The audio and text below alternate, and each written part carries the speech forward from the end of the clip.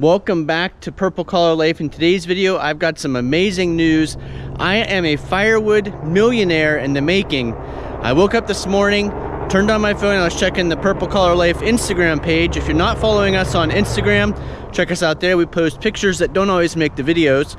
This morning on Instagram, I saw a firewood company selling firewood over a face cord 10 feet long for $2,000, $1,999, and then small boxes of wood, $200.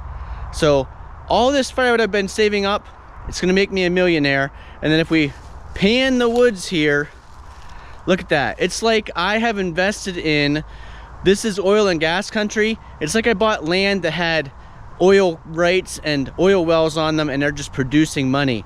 That could be what all these trees are doing for me in the future.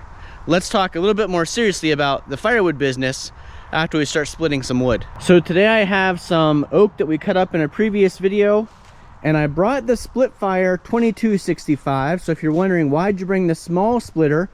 Well, because in a previous video I did about cycle time, and I'll put a link to that up above, I had forgotten how amazingly fast the cycle time is on this 2265.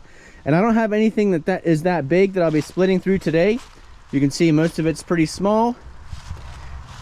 We do have these rounds, but these rounds are that size where the two-way wedge will do just fine on the back and forth two-way splitting of the 2265. And to be 100% honest with you, I had put gas into the 2265 to run it for that cycle time test.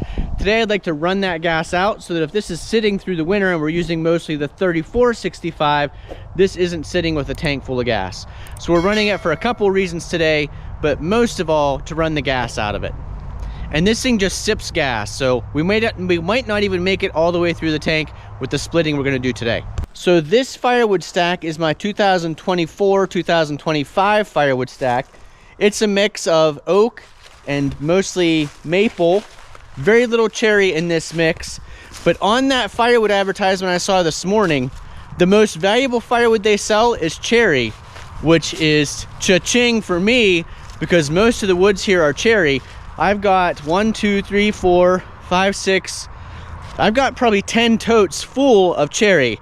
Now, I'm not going to sell any of that firewood. I like burning it for our own heat, but it's crazy to see the value of some of this firewood in some areas. This firewood is for sale in Atlanta, Georgia, and as you can imagine, maybe there's not as much firewood there as there is here in Northwest Pennsylvania. And I'll put some clips below or some screen captures, but that firewood they have does look really nice.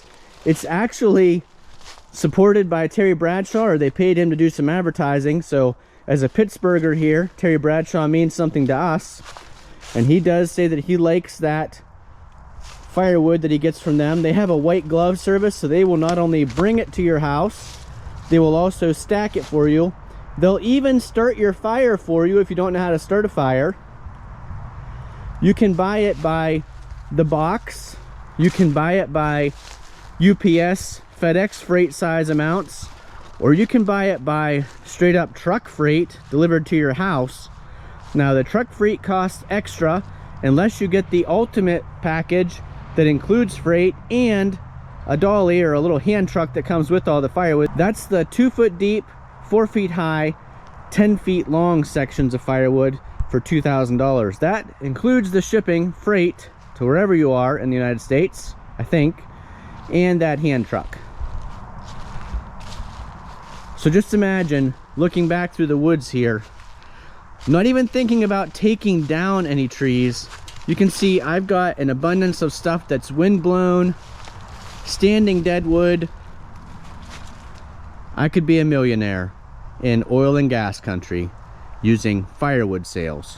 Here's 2 IBC totes right here of cherry. I've actually picked out of them a little bit this winter, but just think if those were full, that would be 2 full face cords. So the value of that would be somewhere around $4,000 based on the pricing I've seen. Now I know it probably sounds like I'm ripping on this business, and I'm not. This guy's obviously a businessman. He knows what he's doing. In that area of Atlanta, maybe that's good prices for firewood.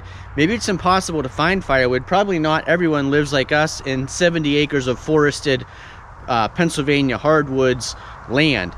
So probably there is a place for a business like that. But around here, If you saw someone spend $2,000 on just over a face cord of firewood, I think we'd all be in the firewood cutting and splitting business.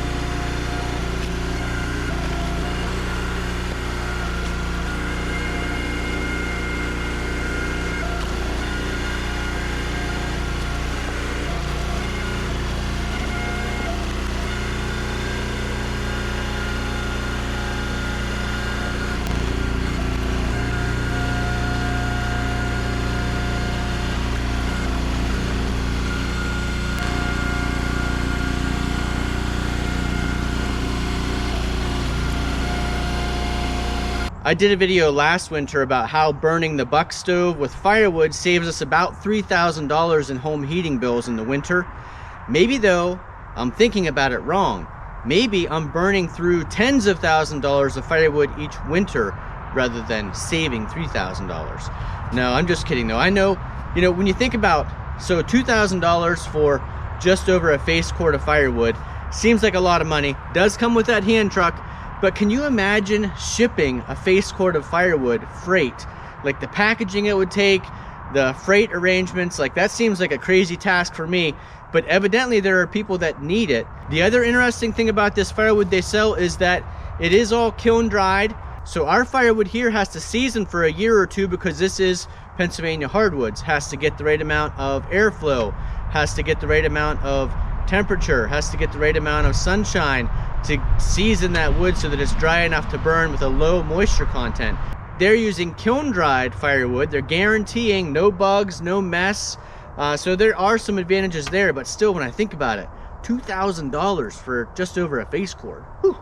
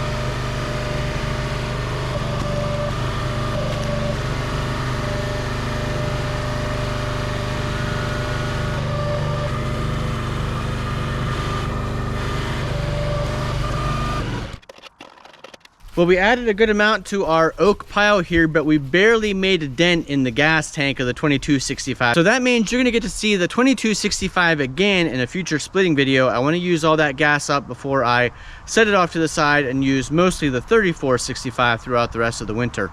It's time for Olive to get her dinner. She's ready to go, so we'll go ahead and call it a day for today.